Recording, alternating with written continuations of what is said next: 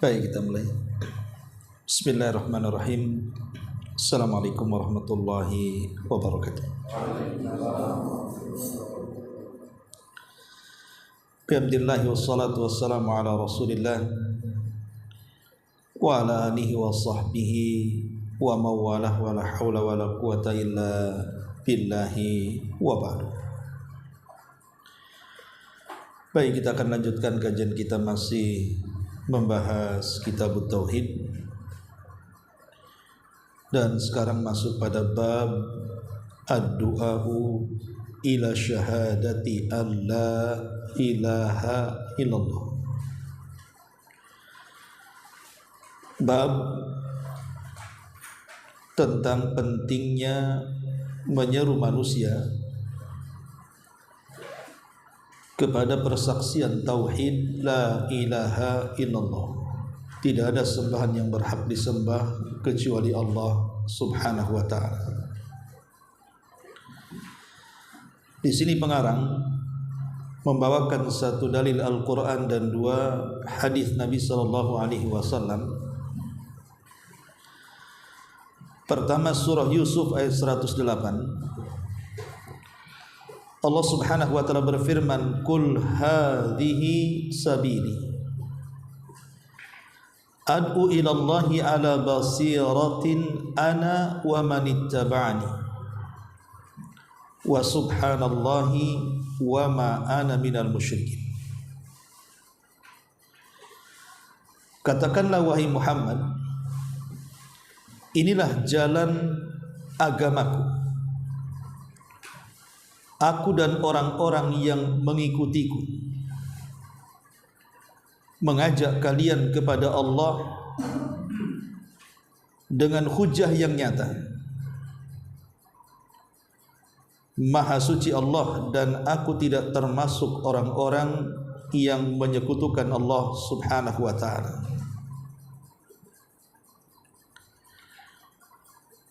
Ayat ini diletakkan pengarang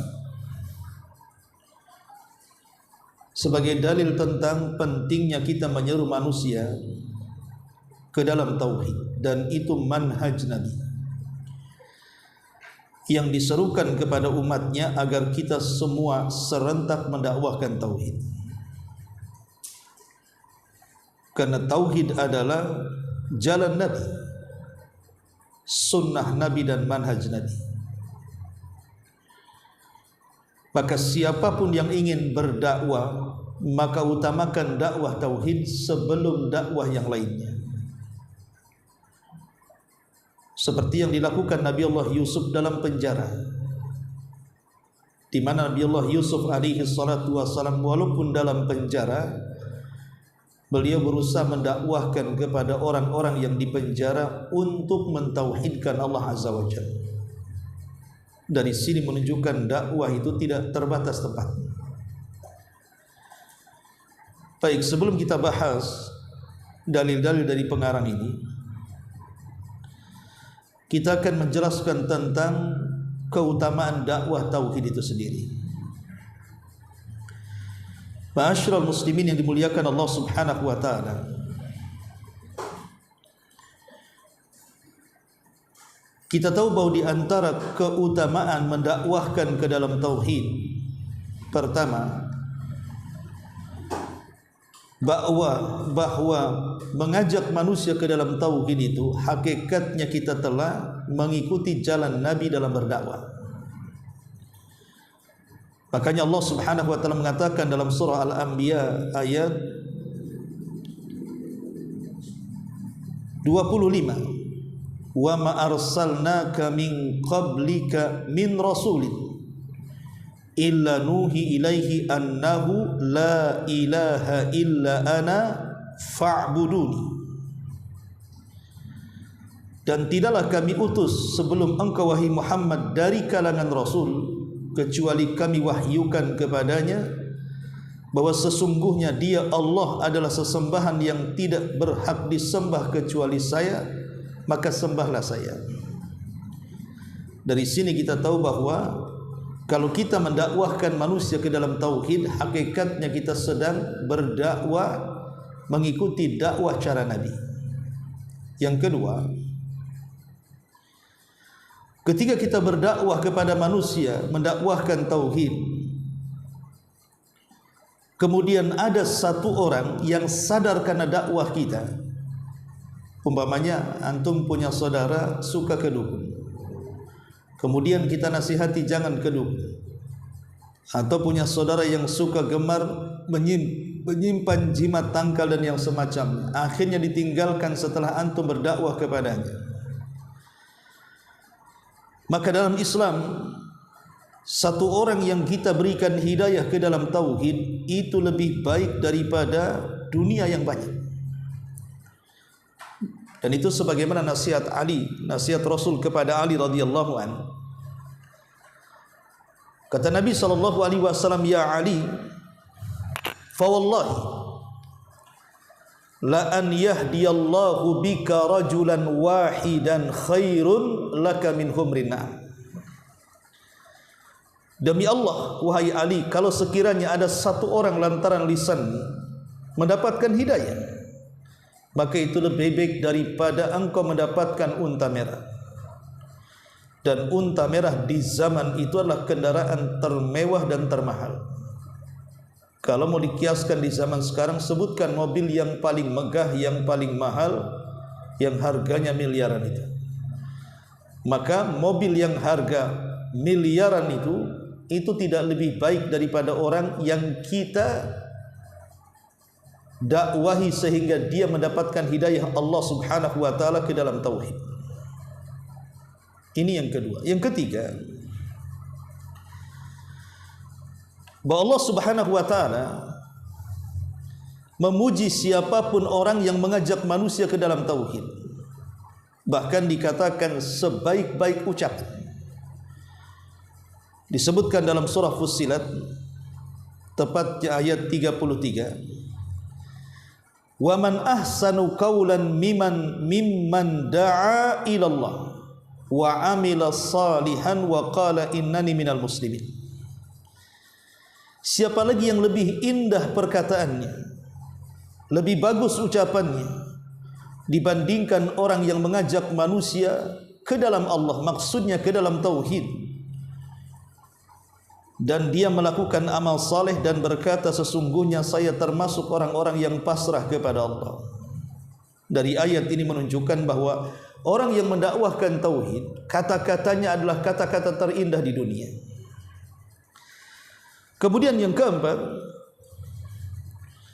orang yang berdakwah kepada tauhid, kalau ada satu orang kita berikan hidayah, kemudian dia mengikuti hidayah Allah Subhanahu wa taala, mau meninggalkan kesyirikan dan kembali kepada tauhid, kalau seandainya dia sadar, yang tadinya sering ke dukun akhirnya meninggalkan dukun, yang tadinya suka dengan tangkal dan jimat dia pun meninggalkan jimat, kemudian dia rajin salat, puasa, zakat dan begitu seterusnya lantaran dakwah kita, maka semua aktivitas ibadah orang yang didakwahi oleh kita, semua pahalanya akan diraup oleh kita tanpa mengurangi pahala dia sedikit pun. Jadi kalau dia melakukan amal soleh setelah dia sadar, maka semua amal soleh yang dilakukannya mengalir pahalanya kepada kita. Makanya Nabi SAW mengatakan, man da'a ila hudan kana lahu minal ajri mithla ujuri man tabi'ahu la yanqusu dzalika min ujurihim syai'an. Siapa yang mengajak manusia ke dalam hidayah, terutama hidayah tauhid, maka dia mendapatkan pahala dan pahala orang yang mengikutinya tanpa mengurangi pahala mereka sedikit pun. Dari sini kita tahu pentingnya meraih multi level pahala dalam berdakwah tauhid ini. Satu kali kita sadarkan orang, sudah sadar, sudah selesai. Tapi dengan pahala atau amalan yang orang itu lakukan, dengan duduk-duduk saja kita sudah ditransfer pahala.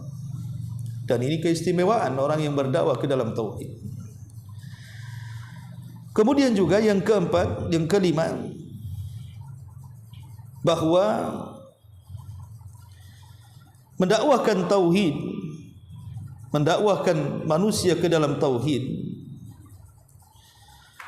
hakikatnya dia itu sedang meraih sebuah kesuksesan yang nyata di dunia dan akhirat. Allah Subhanahu wa taala berfirman dalam surah Al-Imran ayat 104, "Wal takum minkum ummatun yad'una ilal khairi wa ya'muruna bil ma'ruf wa yanhauna 'anil munkar wa ulaika humul muflihun." Kalian adalah sebaik-baik umat yang menyeru manusia kepada kebaikan, menyeru manusia ke dalam yang ma'ruf dan mencegah dari yang mungkar, dan merekalah orang-orang yang beruntung. Dan tidak ada perkara yang lebih mulia untuk diseru melebihi tauhid. Jadi orang yang mendakwahkan manusia ke dalam tauhid, hakikatnya dia sedang meraih keberuntungan, beruntung di dunia dan beruntung di akhirat. Bahkan dikatakan sebaik-baik umat yang dikeluarkan Allah Subhanahu wa taala untuk menyampaikan risalahnya kepada manusia. Ma'asyiral muslimin yang dimuliakan Allah Subhanahu wa taala, bahkan disebutkan ada 3 hadis yang harusnya kita terangsang untuk terus mendakwahkan manusia ke dalam tauhid. Hadis yang pertama, sebagaimana tadi saya sudah katakan bahwa seorang pendakwah akan mendapatkan pahala orang yang didakwahinya. Man dalla ala khairin kafa'ili. Orang yang menyeru manusia ke dalam kebaikan, maka dia akan mendapatkan pahala orang tersebut. Yang kedua, dia akan mendapatkan pahala yang mengalir bukan hanya di dunia tapi sampai ke akhirat. Kemudian yang ketiga, bahwa orang yang mendakwahkan dakwah tauhid, maka dia akan mendapatkan pahala yang jauh lebih baik daripada dunia dan juga isinya. Dan banyak lagi keistimewaannya orang yang mendakwahkan manusia ke dalam tauhid. Lalu apa faedahnya? Apa manfaat dan juga hasilnya? Kenapa Al-Quran dan Sunnah Nabi SAW serta para ulama salaf sangat menganjurkan kita memulakan dakwah itu mengajak manusia ke dalam tauhid? Selain daripada mencontoh Rasul, karena Rasul juga 13 tahun di kota Mekah itu juga hanya mendakwahkan la ilaha illallah saja. Tidak pernah bicara soal salat, puasa, zakat, hanya mendakwahkan kalimat la ilaha illallah selama 13 tahun. Baru setelah periode Madinah 10 tahun, baru Rasul mengembangkan dakwah kepada tema-tema yang lainnya. Ulama mengatakan bahwa buah daripada mendakwahkan tauhid itu manfaatnya kembali kepada pribadi dan masyarakat. Pertama, bahwa mengajak manusia ke dalam tauhid hakikatnya mengajak kepada satu kalimat yang bisa mempersatukan manusia. Karena tidak mungkin umat bersatu kecuali di atas tauhid. Kalau orang tidak bersatu di atas tauhid, lalu bersatu di atas apa? Jadi hakikatnya kita sedang mendakwahkan umat ke dalam tauhid itu untuk mewujudkan wahdatul ummah, menyatukan umat biar tidak berpecah. Yang kedua, mendakwahkan manusia ke dalam tauhid itu hakikatnya kita sedang meninggikan kalimat Allah di permukaan bumi. Dan dengan itulah kita bisa memadamkan cahaya musuh-musuh kita. Yang hendak mereka memadamkan cahaya kita, kita padamkan mereka dengan cahaya tauhid. Bahkan lebih daripada itu, kalau kita memulakan dakwah tauhid kepada masyarakat, hakikatnya kita sedang membersihkan masyarakat ini dari kemungkaran. Karena orang kalau sudah paham tauhid, maka kesyirikan atau dosa-dosa di bawah syirik itu pasti akan ditinggalkannya. Karena syirik dosa yang paling besar saja pasti ditinggalkannya, apalagi dosa di bawah itu. Kemudian juga di antara faedah kita mendakwahkan manusia ke dalam tauhid maka sesungguhnya kita sedang merekatkan masyarakat kaum muslimin agar satu dengan yang lainnya saling mencintai, saling memberikan kasih sayangnya, sebagaimana Rasul mengatakan, mathalul mu'minina fi tawadihim wa tarahimihim wa ta'atufihim mithlul jasadil wahid idza ishtaka minhu udhun tada'alahu sairul jasadi bis-sihri wal humma. Permisalan seorang mukmin dalam kecintaan, kasih sayang dan kelembutan di antara mereka seperti satu jasad. Apabila satu bagian tubuh merasa sakit, maka semua jasad ikut merasakannya. Kata para ulama ketika memberikan catatan kepada hadis ini, tidak mungkin manusia saling mencintai, saling menyayangi, saling lembut satu dengan yang lainnya kecuali terbentuk karena tauhid. Hanya dengan tauhid kita bisa melembutkan hati manusia. Ma'asyiral muslimin wal muslimat rahimani wa rahimakumullah. Dan banyak lagi pengaruh dakwah tauhid ini. Kalau kita melihat ke dalam Al-Quran, bukti bahwa seluruh para nabi memulakan dakwah mereka dengan tauhid, kita bisa melihat beberapa ayat dalam Al-Quran. Pertama, surah Al-A'raf 59. Ketika Allah bicara soal Nabi Allah Nuh alaihi salatu wassalam, di antara perkataan Nuh kepada umatnya adalah u'budullaha ma lakum min ilahin ghair. Sembahlah Allah wahai umatku, dan tidak ada sesembahan selain daripada Dia. Kemudian surah Al-A'raf 65 menghikayatkan tentang kisah Nabi Allah Hud ketika berdakwah kepada kaumnya. Dia pun mengatakan, ya qaumi ibudullaha ma lakum min ilahin ghair. Wahai kaumku, sembahlah Allah, tidak ada sesembahan selain Dia. Kemudian dalam surah Al-A'raf 73-nya Allah menjelaskan tentang dakwah Nabi Saleh kepada umatnya, di mana Nabi Saleh juga mengatakan, ya qaumi ibudullaha ma lakum min ilahin ghair. Wahai kaumku, sembahlah Allah, tidak ada sesembahan selain Allah. Kemudian dalam surah Al-Ankabut 16, ketika Allah menghikayatkan tentang kisah Ibrahim, Ibrahim mengatakan kepada kaumnya, u'budullaha wattaqu, sembahlah Allah dan bertakwalah kalian kepada Allah. Kemudian dalam surah Al-A'raf 85 menghikayatkan tentang kisah Nabi Syuaib, dia pun mengatakan, ya qaumi ibudullaha ma lakum min ilahin ghair. Wahai kaumku, sembahlah Allah, tidak ada bagi kalian sesembahan selain Dia. Termasuk Nabi Isa alaihi salatu wassalam dalam Al-Imran 51 mengatakan kepada kaumnya, innallaha rabbi wa rabbukum fa'buduhu. Sesungguhnya Allah Rabbku dan Rabb kalian, esakan Dia. Dan begitu juga dalam surah Al-Anbiya 25 Allah Subhanahu wa taala menjelaskan kepada Nabi kita Muhammad sallallahu alaihi wasallam, wa ma arsalna min qablika mir rasulin illa nuhi ilaihi annahu la ilaha illa ana fa'buduni.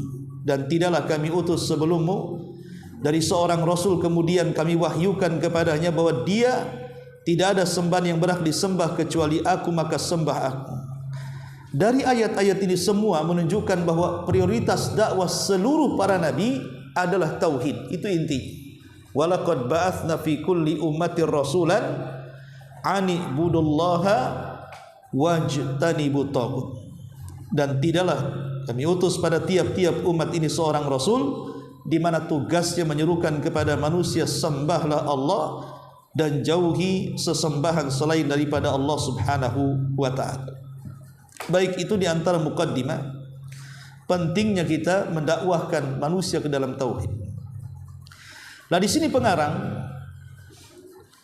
membawakan sebuah ayat tentang pentingnya berdakwah manusia ke dalam tauhid, yaitu surah Yusuf ayat 108 ini. Kul, katakan ya Muhammad, hadhihi sabili, sesungguhnya ini jalanku, artinya ini caraku, ini agamaku, ini manhajku. Ad'u ilallah, ad'u ilallah, aku menyeru manusia menuju Allah Subhanahu wa taala. Artinya Rasul diperintahkan Allah agar menyeru manusia, mengajak manusia ke dalam Allah, maksudnya ke dalam tauhid. Ala basiratin, tentu bukan hanya menyeru, tapi menyampaikan dengan hujah yang nyata, dengan pengetahuan. Karena berdakwah tanpa ilmu itu bahaya, harus dengan hujah. Makanya kenapa kemudian Al-Imam Muhammad bin Abdul Wahhab dalam kitab Ushulul Tsalatsa membuat satu bab tentang bab al-ilmu qabla al-qaul.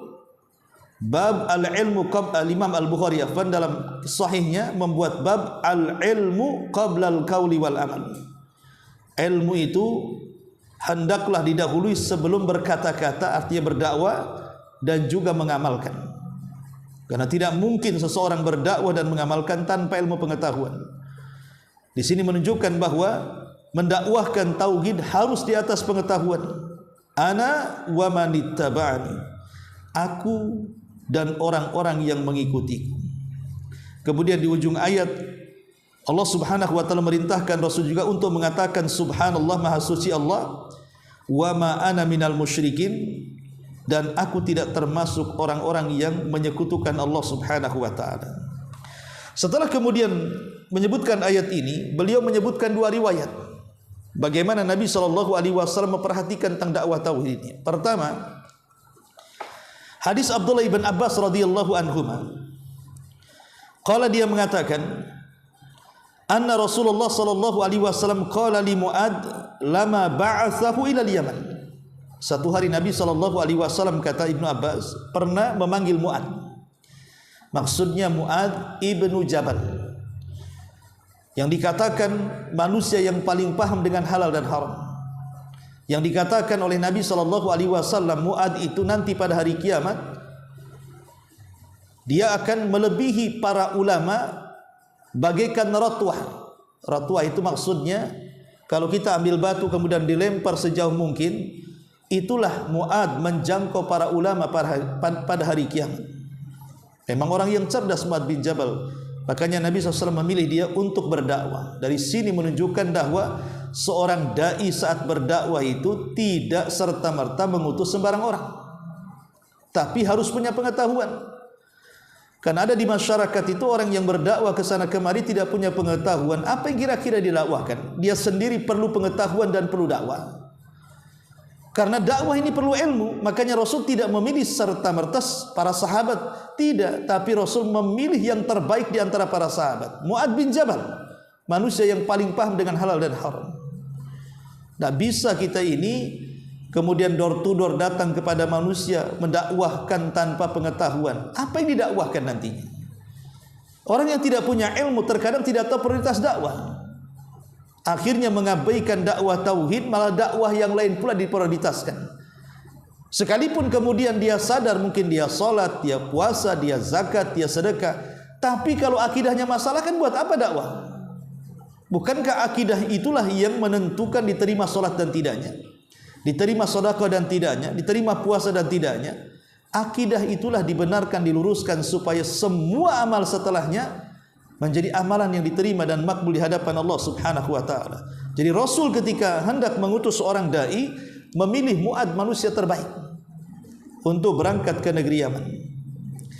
Kemudian di antara nasihat Rasul kepada Mu'ad adalah, ya Mu'ad, innaka ta'ti qauman min ahlil kitab. Hai Mu'ad, nanti kalau sampai di Yaman, umat yang kau dakwah ini bukan seperti di sini orang-orang Quraisy atau seperti di Madinah, tidak. Di Yaman ini mayoritas ahli kitab. Mereka punya pengetahuan. Karena orang-orang yang disebut ahli kitab itu maksudnya Yahudi dan Nasrani. Mereka punya pengetahuan karena mereka punya kitab. Yang satu Taurat, yang satu Injil. Engkau akan mendatangi sebuah kaum, mereka ahli kitab. Apa kata Nabi SAW? Falyakun, di sini syahidnya, awal ma tad'uhum ilaihi syahadatu an la ilaha illallah. Maka pertama kali prioritas engkau mendakwai mereka, ajaklah mereka kepada persaksian bahwa tidak ada sesembahan yang berhak disembah kecuali Allah. Dalam riwayat, ila an yuwahhidullaha, agar mereka mentauhidkan Allah. Lihat, Rasul mengutus Mu'ad dari Madinah menuju Yaman, jauh-jauh gitu ya, perjalanan yang cukup melelahkan, hanya untuk menyampaikan risalah tauhid. Kemudian kata Nabi SAW, fa'inhum ata'uka lidzalik, kalau mereka menerima dakwah tauhid, fa'alimhum anna Allah aftarada alaihim 5 salawat. Kasih tahu mereka, setelah mereka tauhid, maka mereka harus menjalankan salat 5 waktu fi kulli yaumin wa lailah, pada setiap siang dan malam. Ini menunjukkan bahwa salat adalah amalan terbaik setelah tauhid. Ya. Kemudian kata Nabi SAW, fa inhum ata'uka lidzalik, kalau mereka sudah melaksanakan salat 5 waktu, fa'alimhum anna Allah aftarada alaihim sadaqatan tu'khadhu min aghniyaihim faturaddu ala fuqaraihim. Sampaikan kepada mereka, Allah wajibkan zakat sedekah, diambil dari orang kaya mereka, disalurkan kepada orang miskin mereka. Artinya zakat adalah rukun Islam terbaik setelah salat. Kemudian kata Nabi SAW, fa'inhum ata'uka lidzalik, kalau mereka juga sudah mau mentauhidkan Allah, sudah mau melaksanakan salat 5 waktu, sudah mulai menyampaikan zakat-zakat harta mereka. Kenapa Nabi SAW menyebutkan 2 ini? Bukankah di sana ada puasa, ada haji? Kenapa hanya menyebutkan salat dan juga zakat setelah tauhid? Karena salat itu maslahatnya kepada pribadi, kalau zakat itu maslahatnya kepada orang lain. Yang satu ibadah badan, yang satu ibadah harta. Jadi maslahatnya timbal balik, ada yang kembali kepada diri sendiri, ada yang kembali kepada masyarakat. Satu memperbaiki diri sendiri, dengan salat kita memperbaiki diri sendiri, sehingga kita tidak berlaku perbuatan keji dan kemungkaran. Adapun zakat untuk mensejahterakan masyarakat, supaya kalau masyarakat itu tidak kekurangan, mereka tidak berlaku kriminal, tidak berlaku kejahatan. Makanya ini diprioritaskan, salat dan zakat. Kalau mereka sudah mentaatinya, hati-hati wa qaraima amwalihim. Saat engkau mengambil zakat itu, mengambil sedekah itu, jangan mengambil harta yang paling dicintai pemiliknya, yang sedang-sedang saja, tidak terlalu buruk, tidak terlalu mewah. Kalau kambing itu bukan kambing pejantan atau bukan kambing kurus sekali, ambil yang tengah-tengahnya. Kenapa demikian? Wattaqi da'watal madlum. Hati-hati doa orang yang kau zalimi, karena kalau engkau mengambil yang berharga dari mereka, sama dengan kau zalimi. Dan hati-hati dengan doa orang-orang yang kau zalimi, wahai Mu'ad, fa innahu laisa bainahu wa bainallahi hijabun, karena doa orang yang dizalimi itu antara dia dengan Allah tidak ada penghalang. Dari sini Nabi SAW mengajarkan kepada Mu'ad ibn Jabal untuk berlaku adil dan jangan melakukan kezaliman. Dan harusnya kita pun sama, kalau kita merasa bukan orang asli sini, kita ini perantau gitu ya, maka jangan berlaku zalim di rantau. Karena dakwah atau doa orang-orang yang kita zalimi ini di rantau ini beda dengan di kampung. Karena biasanya kalau sudah tersakiti di rantau ini, dia lebih sakit dibandingkan dia berada di kampung. Bisa saja doanya itu macam-macam sama kita. Makanya harus berlaku adil dengan manusia dan bermuamalah dengan cara yang baik. Dahulu di zaman para sahabat Nabi SAW, ada seorang sahabat namanya Sa'id bin Zaid, satu di antara 10 sahabat yang dijanjikan masuk surga dalam satu redaksi hadis. Dia bersengketa dengan seseorang soal tanah. Orang ini ngaku-ngaku tanahnya, pada tanahnya Sa'id bin Zaid. Akhirnya kemudian dia pun mengadu kepada khalifah. Kemudian karena tidak ada bukti, akhirnya khalifah meminta sumpah kepada orang yang mengaku-ngaku. Karena dia orang yang jahat, mau aja dia bersumpah. Maka Sa'id marah, kemudian mendoakan keburukan kepada orang itu dan mengatakan, jika dia benar dan aku yang salah, aku siap diadab.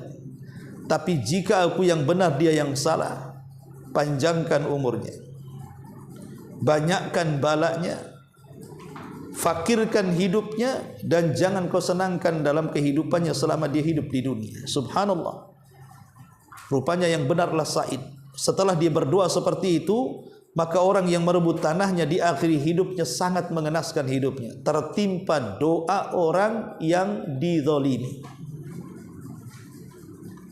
Begitulah ikhwatu fiddin, muliakan Allah Azza wa Jalla. Nabi sudah berwanti-wanti 14 abad yang silam, jangan berlaku jahat. Karena orang yang jahat itu pasti ditimpa oleh doa orang yang dizalimi. Sampai Al-Burmuki, Yahya Al-Burmuki, yang ditangkap oleh Khalifah Harun Ar-Rasyid karena kejahatan memerintahkan ketika menjadi gubernur Madinah. Dia ditangkap, dimasukkan penjara bersama anaknya Khalid Al-Burmuki. Ayahnya Yahya Al-Burmuki ini dulunya dihormati, dihargai karena gubernur Madinah. Jadi Khalid Al-Burmuki ini selaku anaknya, dia mengatakan kepada ayahnya, wahai ayahku, dulu kita dihormati, disanjung, dipuji, tapi setelah itu semua kita masuk ke dalam penjara, manusia menghinakan kita.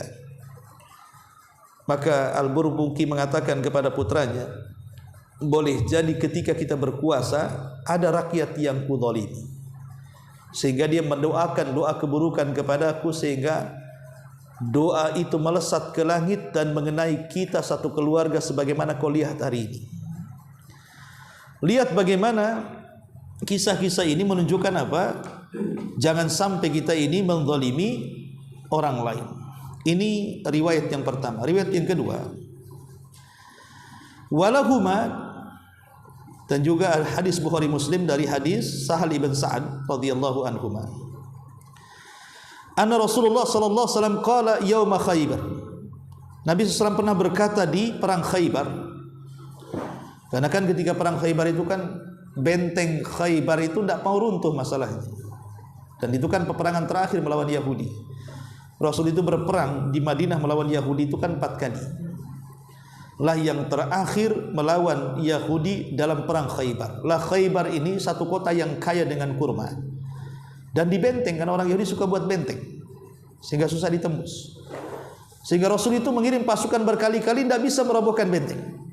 Sampai pada waktunya datang wahyu kepada Rasul memberitakan tentang kemenangan. Kemudian Rasul memberitakan para sahabatnya, di hadapan para sahabatnya Rasul mengatakan, la'u'tiyanna rayata ghadan, besok di antara kalian ada yang aku akan berikan bendera kemenangan. Rajulan yuhibbullaha wa rasulah wa yuhibbuhullah wa rasuluh. Tapi orang ini dikenal sangat cinta dengan Allah dan Rasulnya, sehingga Allah dan Rasulnya sangat mencintai. Yaftahullahu ala yadaihi, dan akan dimenangkan dengan tangannya. Bagaimana ini berita besar dari Nabi? Benteng Khaybar enggak runtuh-runtuh gitu ya, diserang pun enggak mau runtuh. Tiba-tiba Rasul mengatakan seperti itu, besok kemenangan akan diraih oleh seorang laki-laki yang mencintai Allah dan Rasulnya, dicintai Allah dan Rasulnya. Di tangannya kemenangan. Wah, sibuk para sahabat. Sampai Umar bin Khattab radhiyallahu anhu, yang sangat menjauh dari politik kekuasaan, mengatakan, walaupun aku benci untuk menjadi pemimpin, tapi hari ini aku sangat ingin menjadi pemimpin gitu. Kenapa? Karena Rasul sudah mengatakan apa? Di tangannya kemenangan. Dan Rasul mengatakan orang ini mencintai Allah dan Rasulnya, dan dicintai Allah dan Rasulnya. Gimana para sahabat tidak berebut dengan bendera itu? Makanya dijelaskan, fabatan nas yadhukuna lailatahum. Maka manusia pun di malam itu tidak bisa tidur. Kira-kira siapa yang pegang bendera ini? Ya. Ayyuhum yu'tah, siapa yang akan diberi? Falamma asbahu ghadaw ala Rasulillah sallallahu alaihi wasallam kullahum yarju an yu'tah. Ketika di pagi hari mereka pun berbondong-bondong menemui Nabi SAW, harapan mereka satu di antara mereka yang memegang bendera itu. Setelah para sahabat berkumpul di tenda Rasul dan siap dipilih oleh Rasul untuk memegang bendera, rupanya Rasul mencari orang yang tidak hadir. Siapa yang tidak hadir ketika itu? Ali radhiyallahu anhu tidak hadir. Tiba-tiba Rasul mengatakan, Aina Ali? Aina Ali? Mana Ali? Mana Ali bin Abi Thalib? Fakila, maka dikatakan, huwa yashtaki ainah, Rasul dia sakit matanya parah, tidak bisa melihat, makanya dia tidak bisa datang kemari. Kata Nabi SAW, datangkan Ali kemari. Maka Ali pun dipapah menemui Rasul. Setelah di hadapannya, fabasaqa fi ainihi wa da'ah lahu, Rasul pun meludahi kedua matanya, kemudian berdoa kepada akan kesembuhan. Fabari'a ka'allam yakun, maka Ali pun sembuh dengan ludah Rasul sebagai mukjizat. Kemudian Nabi SAW menyerahkan bendera itu kepada Ali. Kau yang memimpin hari ini, kau yang memimpin perang hancurkan benteng Khaybar. Kemudian kata Nabi SAW, ya Ali, unfud ala rislik hatta tanzila bisahatihim, pelan-pelanlah kau berjalan menuju musuh. Kalau sudah musuhmu berhadap-hadapan dengan kamu, ud'uhum ilal Islam, jangan kau serang dulu, ajak mereka masuk Islam dulu. Maksudnya ajak mereka untuk mengucapkan kalimat la ilaha illallah Muhammadur Rasulullah dulu. Wa'alimhum bima yajibu alaihi min haqqillahi ta'ala fi, jelaskan kepada mereka kewajiban mereka kepada Allah. Fa wallahi, demi Allah kata Rasul, la an yahdiyallahu bika rajulan wahidan khairun laka min humrin na'am. Kalau seandainya lantaran ceramahmu sebelum perang mengakibatkan orang itu dapat hidayah walaupun satu orang, itu lebih baik daripada unta merah untukmu. Maka Ali pun kemudian mendekati mereka dan berhasil merubuhkan gerbang. Kemudian diajak masuk Islam, mereka tak mau. Disuruh membayar jizyah juga mereka enggak mau. Akhirnya Ali pun membawa pasukan dan menghancurkan Yahudi, dan itulah kehancuran Yahudi terakhir, sehingga mereka tidak bisa lagi tinggal di kota Madinah selamanya. Dengan kekalahan orang Yahudi di Khaybar di tangan Ali atas perintah Nabi SAW. Syahidnya di sini adalah Ali radhiyallahu anhu diperintahkan Rasul sebelum menyerbu untuk mendakwahkan tauhid. Dalam peperangan saja tauhid itu prioritas sebelum yang lainnya. Dari sini menunjukkan bahwa jihad itu bukan segala-galanya dalam Islam. Jihad itu bukan tujuan, tapi tujuan kita adalah mendakwahkan tauhid, bukan jihad. Tujuan kita ini berdakwah dengan lisan, bukan dengan fisik. Jihad itu nomor berapa? Nomor pertama itu berdakwah ke dalam tauhid dengan lisan kita. Tidak sebagaimana kemudian prasangka orang bahwa Islam ini agama bengis karena mengutamakan perang. Tidak, Rasulullah SAW tidak mengajarkan itu. Ya, perang ada dalam Islam, tetapi itu bukan prioritas pertama. Karena tujuan kita adalah mentauhidkan manusia agar kembali ke jalan Allah Subhanahu wa taala. Baik, masyarul muslimin yang dimuliakan Allah Azza wa Jalla, kita ambil beberapa faedah dari dua hadis ini. Hadis yang pertama yang bisa kita petik dari hadis Ibnu Abbas radhiyallahu anhu ketika Rasul mengutus Mu'adz bin Yaman, Mu'adz ke Yaman. Pertama, disyariatkan mengutus para dai ke daerah-daerah yang tidak tersentuh dengan dakwah.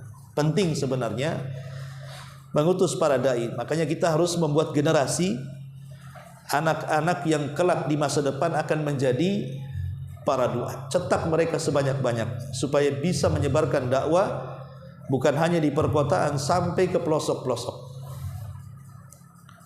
Saya itu dahulu kenal waktu di Singapura, ada kawan orang Patani. Ya, kemarin waktu saya safar ke Perlis, ya, sempat saya masuk ke Thailand. Jadi Thailand itu ada beberapa kota yang mayoritas Muslim di perbatasan itu. Kota Ajai, kemudian 3 kalau salah, Ajai apalagi, kemudian satunya Patani yang paling banyak mayoritas di sana, banyak pesantren. Waktu saya di Singapura dulu, saya kenal seorang dai dari Patani itu. Walaupun ilmu pengetahuan agamanya mungkin tidak mumpuni karena dia tidak sekolah sampai keluar di luar negeri Timur Tengah, tetapi semangat dakwah mengislamkan orang-orang pedalaman luar biasa. Bahkan sudah tidak terjumlah berapa yang diislamkannya, saking banyaknya. Makanya dia buat persatuan mu'alaf di sana. Waktu itu saya bertanya kepada dia, kok bisa ya kamu mendakwahkan manusia, orang-orang pedalaman yang keras kepala itu, kok bisa mereka masuk Islam? Kira-kira apa kuncinya ya? Bisa nggak aku beritahu? Karena dia juga bahasa Melayunya orang Patani agak sulit dipahami juga, jadi kita menggunakan bahasa Arab lah. Jadi dia menceritakan bahwa saya ini sederhana Ustaz gitu. Saya hanya masuk ke perkampungan-perkampungan, kemudian saya menyebarkan kartu nama. Kartu nama itu ya nama alamat kantor saya. Kemudian di belakangnya tentang keutamaan orang yang mengucapkan syahadat. Dan orang pun mengucapkan syahadat. Jadi saya nggak percaya, mana ada kartu bisa masuk Islam. Ya, asal bagi-bagikan kartu orang bisa langsung pindah agama, kan masuk di akal. Ya. Dia bilang, ya ndak mungkin lah dengan kartu saja Ustaz. Kartu itu saya sisipkan di sekantong beras, minyak, gula, telur dan begitu seterusnya. Saya bagi-bagikan ke orang-orang pedalaman yang fuqara dan masakin itu. Baru mereka menerima dakwah.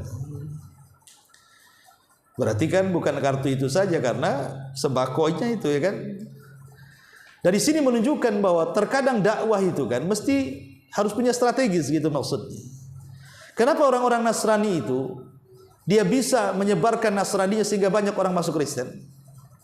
Karena mereka berdakwah dengan harta. Terutama ke daerah-daerah yang banyak kemiskinannya kan. Nah, kalau mereka bisa melakukan seperti itu, kenapa kita tidak? Bukankah memang cenderung manusia itu kepada harta? Boleh jadi sebabnya mereka masuk ke dalam Islam itu karena pengaruh harta. Tapi terkadang hidayah itu bisa merubah kok. Lama-lama betul-betul ikhlas dia. Seperti kata-kata Imam Syafi'i rahimahullahu ta'ala, talabtul ilma li ajli dunya wa ya'bal ilmu alla an yakuna lillah. Dulu aku belajar itu karena urusan dunia. Setelah aku pintar, rupanya ilmu enggan diniatkan kecuali karena Allah. Mungkin awalnya karena dunia, bisa saja seiring berjalan akhirnya lillah, kan begitu. Tapi dari sini menunjukkan bagaimana Rasul mengirim para duat untuk berdakwah di mana-mana, menyebarkan Islam. Tapi tidak sembarang mengirim, harus orang yang punya pengetahuan supaya tidak sesat dan menyesatkan orang. Yang kedua, anna syahadata an la ilaha illallah awwal wajib wa hiya awwalu ma yud'a ilaihin nas. Bahwa tauhid adalah awal kewajiban, bukan hanya awal kewajiban, bahkan akhir daripada kewajiban. Dia awal dan akhir. Tauhid itu harus merupakan awal kewajiban dan akhir kewajiban. Awal kewajiban karena dengan itu kita masuk Islam, akhir kewajiban karena dengan itu kita husnul khatimah. Man qala akhiru kalamihi la ilaha illallah dakhalal jannah. Siapa yang akhir ucapannya la ilaha illallah, dia masuk surga. Maka dia awal dan akhir kewajiban seorang muslim. Kemudian yang ketiga, anna makna syahadata an la ilaha illallah tauhidullah bil ibadah wa tarku ibadati ma siwa. Makna daripada tauhid la ilaha illallah artinya hanya mengesahkan Allah dalam ibadah dan tidak memberikan ibadah kepada selainnya. Jadi ketika solat kita hanya untuk Allah, puasa kita untuk Allah, haji kita untuk Allah, baca Quran kita untuk Allah, zikir kita untuk Allah, haji dan sedekah kita untuk Allah, sebutkan ibadah apapun kita serahkan kepada Allah, itulah hakikatnya kita telah mengamalkan la ilaha illallah. Dan ketika kita serahkan solat kepada selain Allah, sedekah kepada selain Allah, zikir kepada selain Allah, tawaf kepada selain Allah, maka anda belum mentauhidkan Allah. Ini yang ketiga. Yang keempat, annal insan qad yakun qari'an wa huwa la ya'rif mana la ilaha illallah aw ya'rifuhu wa la ya'malu bihi ka hali ahli kitab. Bahwa manusia terkadang dia seorang qari, mungkin dia Quran hafal, tapi belum tentu dia paham tauhid. Berapa banyak orang yang hafal Quran masih meminta-minta di kuburan, masih datang ke dukun, masih percaya dengan keramat, masih percaya dengan khurafat, padahal dia hafal Quran. Atau belum tentu orang yang mengetahui tauhid juga terkadang dia mengamalkan tauhid. Seperti ahli kita, mereka punya ilmu tapi tidak mengamalkannya. Sehingga terkadang ada orang yang sudah mengaji, kemudian dia diberikan musibah oleh Allah penyakit. Penyakitnya parah. Dia sudah habis dananya untuk datang ke dokter. Tiba-tiba kemudian datang kawannya menceritakan, ada juga orang yang berobat sama orang pintar itu seperti penyakitmu, sembuh loh dia di sana. Mulai dia terpikir tuh, boleh juga saya coba katanya. Kalau tidak sembuh ya tinggal tobat, kalau sembuh alhamdulillah kita juga tobat lagi gitu kan. Ada orang yang seperti itu, sudah tahu dukun itu penipu, tapi karena terdorong penyakitnya ingin sembuh, kadang-kadang nggak peduli itu. Ya. Kemudian juga diantara faedahnya, anna mukhatabatal alim laysat ka mukhatabatil jahil. Mengajak bicara dengan orang yang memiliki pengetahuan dengan orang yang tidak punya pengetahuan itu berbeda. Makanya Mu'adz dikatakan oleh Rasul, engkau akan berdakwah kepada orang yang punya pengetahuan, ahli kitab, hati-hati. Rasul beritahu dulu bahwa yang kau dakwahi bukan orang biasa. Dari sini kita menunjukkan bahwa dakwah itu harus paham orang yang kita dakwahi. Kata Ali radhiyallahu an, qulu bi uqulikum. Katakan sesuai porsi akal manusia menerima dakwahmu. Jangan kemudian materi dakwah anak TK diberikan materi orang kuliahan atau sebaliknya. Ya, harus disesuaikan gitu ya antara masyarakat dalam berdakwah, karena ada sebagian ustadz-ustadz muda baru jebolan pesantren gitu, lagi panas-panasnya ilmunya, nggak peduli masyarakat, dihantamnya semua kebatilan. Ya betul, terkadang disampaikan kebenaran, tapi kalau tidak punya strategis berdakwah, dia pula diusir dari situ. Sampai ada kisah cerita, ya ada seorang dai, ya ilmunya mungkin pas-pasan, dikirim ke pulau. Karena dia tidak punya strategis dakwah, yang taunya pokoknya dakwah harus mengingkari kemungkaran, yang syirik, yang bid'ah, yang apa. Dibakar rumahnya ikhwan sama masyarakat, pulang kampung dia. Dakwah ini kan bil hikmah wal mau'idhah hasanah. Ada hikmah, ada mau'idhah hasanah kan itu. Tidak sembarang. Makanya Rasul mengatakan kepada Mu'adz, ini umat yang kau hadapi bukan sembarang umat loh. Rasul kasih tahu dulu. Maka ini tugas seorang dai harus jeli, mengambil tema, bermuamalah dengan masyarakat. Tidak semua masyarakat itu, walaupun niat kita benar dengan bahasa yang salah bisa disalahkan. Makanya penting menghadapi masyarakat dengan metode. Kemudian juga diantara faedahnya, inna salata a'zamul wajibat ba'da syahadatain, bahwa salat adalah seagung-agungnya kewajiban setelah dua kalimat syahadat. Jadi kalau ada kawan antum yang baru masuk Islam mu'alaf, jangan ajarkan yang lain, ajarkan salat. Jadi kalau saudara kita masuk Islam, alhamdulillah dia dapat hidayah. Tapi enggak perlu diajarkan dulu yang lain. Kuatkan tauhid, kuatkan salat dulu. Nanti kalau sudah kuat dua-duanya, barulah antum cerita ajarkan yang lainnya. Ini baru masuk Islam, antum sudah ajarkan faraid. Gimana cerita waris pula? Salat dulu. Nanti kalau sudah salat bisa, pandai, baru rukun Islam yang lainnya, baru cerita yang lainnya. Ya, karena bagaimanapun mendakwahkan manusia ke dalam Islam itu kan pelan-pelan. Tidak boleh serampangan. Saya waktu berdakwah di Anambas. Di Anambas itu, Pulau 7 itu, ada satu masjid, karena di sana banyak orang Cina yang mu'alaf. Jadi di ujung Tarempak itu ada masjid khusus, masjid mu'alaf. Ya. Jadi saya ketika berdakwah sekali di sini tahun berapa kalau nggak salah, ketemulah saya seorang anak muda mu'alaf bercerita. Jadi saya ingin tanya sama dia, bang, kok bisa masuk Islam bang? Saya bilang kan, ceritanya gimana? Coba ceritakan. Dia ceritalah bagaimana dia masuk Islam. Kemudian saya katakan, ajaklah kawan-kawannya supaya masuk Islam juga, katanya kan. Begini Pak Ustadz katanya. Sebenarnya banyak kawan-kawan saya itu mau masuk Islam katanya. Masalahnya ada sebagian ustadz di sini nakut-nakuti, nggak boleh masuk Islam dulu kecuali sunat dulu. Nah, inilah yang kabur jadinya katanya. Jadi takut disunat katanya kan. Nah ini kan menyesatkan fatwa seperti ini kan. Masuk dulu ke dalam Islam, jangan cerita sunat dulu. Bersyahadat dulu. Biar dia masuk dulu ke dalam Islam. Namanya mu'allaf itu artinya kan hatinya masih lembut. Kalau sampai tersinggung kan dia lari lagi kan. Yang penting ambil dulu. Kalau ikan tuh jaring dulu. Masukkan dia ke dalam Islam. Ajak lu syahadat. Baru pelan-pelan dikasih tahu. Ini udah cerita sunat. Dia takut-takuti sunat. Akhirnya lari gara-gara sunat kan. Apalagi orang yang sudah tua, mungkin terbayang pisau, akhirnya mau Islam kan. Nah ini kan hal-hal yang seperti ini juga harus dipahami bahwa dakwah itu kan juga harus bil hikmah kan, pelan-pelan kan, main nakut-nakuti. Jadi ini juga diantara faedahnya. Kemudian juga di sini anna zakata aujabul arkan ba'da shalah, bahwa zakatlah sewajib-wajibnya rukun Islam setelah salat. Makanya Abu Bakar ketika menjadi khalifah, tantangan beliau adalah menghadapi orang yang tak mau bayar zakat. Sehingga kemudian Abu Bakar bersumpah untuk memerangi mereka. Umar datang melarang. Abu Bakar, mereka mengucapkan syahadat loh. Masa kau perangi orang yang mengucapkan kalimat la ilaha illallah?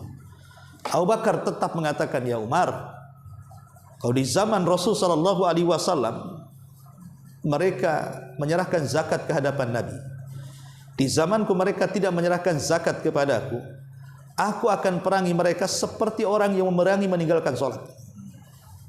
Tegasnya Abu Bakar. Makanya sampai kemudian para ulama salaf mengatakan Islam ditolong oleh dua manusia, pertama oleh Abu Bakar dan kedua oleh Imam Ahmad.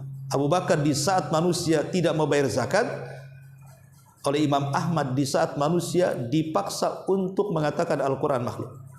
Ya, itu menunjukkan bahwa zakat itu adalah kewajiban kedua setelah kewajiban ketiga setelah solat dan syahadat. Ya.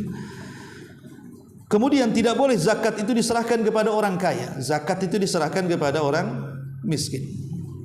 Dan zakat juga tidak boleh diberikan kepada orang kafir. Zakat diberikan kepada orang muslim. Dan tidak boleh zakat itu diambil dari harta yang paling berharga dari pemiliknya, tapi ambillah yang tengah-tengah. Dan hati-hati juga di sini tahdzir minadz zulmi, peringatan dari perbuatan zalim, bahwa doa orang yang terzalimi akan mustajab. Ini faedah hadis yang pertama, hadis Abdullah bin Abbas ketika Rasul mengirim atau mengutus Mu'adz ke Yaman. Kemudian faedah hadis yang kedua, hadis Ali bin Abi Thalib di perang Khaybar. Pertama, mukjizat Nabi sallallahu alaihi wasallam. Bagaimana Rasul bisa memprediksi akan terjadi kemenangan coba? Perang aja belum, tapi Rasul sudah mengatakan akan menang. Kalau bukan mukjizat apa namanya? Yang kedua, fadilahnya, bahwa di sini dijelaskan fadilah keutamaan Ali bin Abi Thalib. Dari seluruh para sahabat yang lainnya, dia yang terpilih untuk memimpin perang dan memegang bendera. Kemudian yang ketiga, kecintaan Nabi SAW kepada Ali, sampai mengobati penyakit Ali radhiyallahu anhu dengan cara meludahi kedua matanya dan sembuh. Dan artinya ludah Rasul itu berkah. Dan ini khususiyah Nabi, kekhususan Nabi. Jangan antum praktekkan, karena ludah kita beda dengan ludah Nabi. Karena di zaman Musailamah al-Kadzdzab, si nabi palsu, ada orang yang buta sebelah, sangat yakin kalau Musailamah itu seorang nabi, berarti punya mukjizat. Dia datang kepada Musailamah dan mengatakan, ya Musailamah, mataku buta sebelah, tolong sembuhkan dua-duanya. Akhirnya oleh Musailamah diludahi buta dua-duanya. Ya. Untuk menunjukkan apa? Al-ihana. Bagaimana Musailamah itu bukan nabi benar, nabi palsu. Untuk menunjukkan rendahnya seorang Musailamah, sok ngaku-ngaku nabi. Ya, itu yang takutnya kalau antum kemudian mempraktikkan kayak Musailamah jadinya. Jadi orang jadi buta jadinya. Kemudian juga diantaranya faedahnya adalah al-ajru was-thawab liman yuslim ala yadayhi ahadi minan nas. Pahala yang menunggu, maksudnya pahala besar yang menunggu bagi orang yang bisa mengislamkan orang lain di tangannya, atau memberikan hidayah orang lain di tangannya, dan itu lebih baik daripada dunia dan isinya. Kemudian juga tasbih umur akhirah bi aradid dunya innama huwa litaqrib ilal fahmi. Rasul menyerupakan perkara akhirat dengan dunia hanya untuk mendekatkan kepada pemahaman. Kemudian juga syaja'atu Ali di sini menjelaskan tentang keberanian Ali bin Abi Thalib radhiyallahu an. Kemudian di sini ada juga keutamaan jihad di jalan Allah. Kemudian juga di sini bahwa perang Khaybar adalah perang terakhir melawan orang Yahudi, dan Nabi SAW menang di perang ini sehingga bisa mengusir orang-orang Yahudi dari kota Madinah. Dan bagaimanapun pahala orang yang berjihad di jalan Allah Subhanahu wa taala digabungkan dengan pahala berdakwah. Jadi berjihad juga tidak lepas daripada berdakwah, mengajak manusia ke dalam tauhid kepada Allah Subhanahu wa taala. Wallahu alam. Ini di antara bab yang kita kaji, bab ad-du'a ila syahadati alla ilaha illallah. Baik, sampai di sini. Kalau ada yang bertanya silakan.